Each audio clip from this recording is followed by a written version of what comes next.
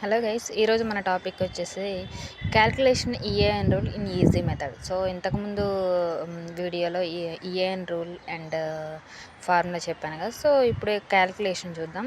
So this is the most important calculation. So EAN definition వచ్చేసరికి effective atomic number. Okay, formula EAN is equal to atomic number of central metal atom.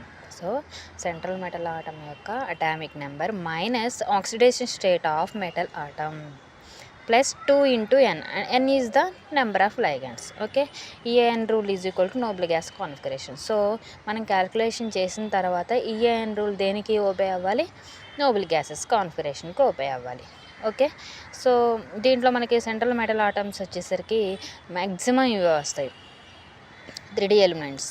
Okay, scandium, titanium, vanadium, chromium, manganese, ferrous, cobalt, nickel, copper, zinc.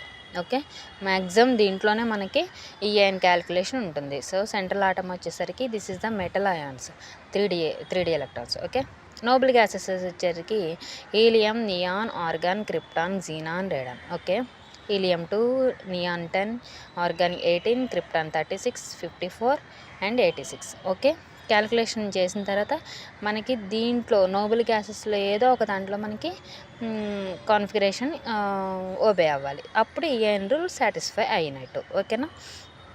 So example ferrous cyanide చూద్దాం.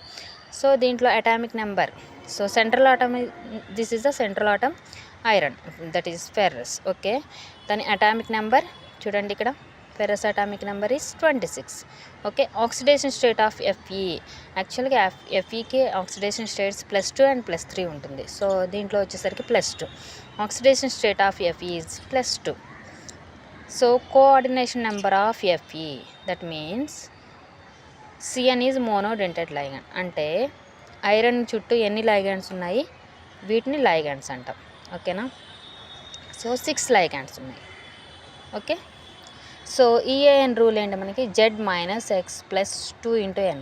Z means atomic number, minus X means oxidation state, plus 2 into n means ligands. Okay, Z means 26 అంటే atomic number of iron 26 minus oxidation state of Fe.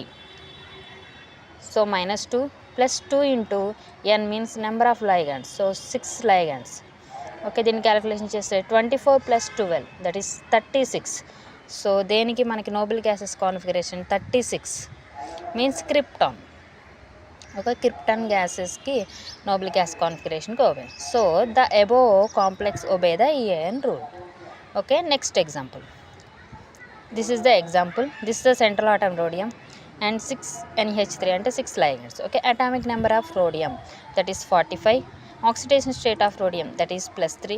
Oxidation state of rhodium is +3. Coordination number of rhodium, that means 6 ligands, NH3 ligands. Okay, EAN rule. So Z minus X plus 2 into n. So calculation చేస్తే మనకి 54 xenon noble gas configuration.